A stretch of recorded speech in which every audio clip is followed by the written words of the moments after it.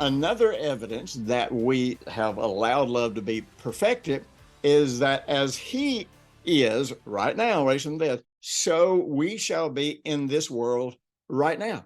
Now, if our life doesn't look like the life of Jesus, if it doesn't look like we have been raised up in righteousness, that we are a new creation, if we're living a life that is inconsistent with who Jesus is, inconsistent with what he taught, what he preached, what he modeled, then the real truth is the love of God has not been perfected in us.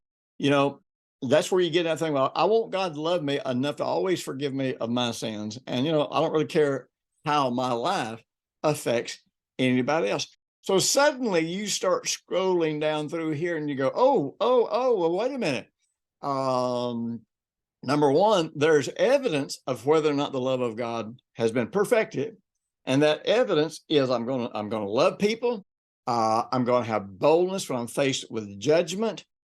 I'm going to live like Jesus did. And so you begin to go through all these things. As a matter of fact, you start reading the book of John, 14th, 15th, 16th, 17th chapter about what happens in our lives whenever we actually fall in love with God ourselves, which is one of the aspects of having his love perfected. And so it brings us to the goal of loving him and actually loving ourselves and loving people. It fulfills the biblical concept here. Now, one of the things, and I've taught this for decades, before most of these people ever thought about this stuff, I was teaching it 40 years ago about this does have to start with the fact that God loved us first.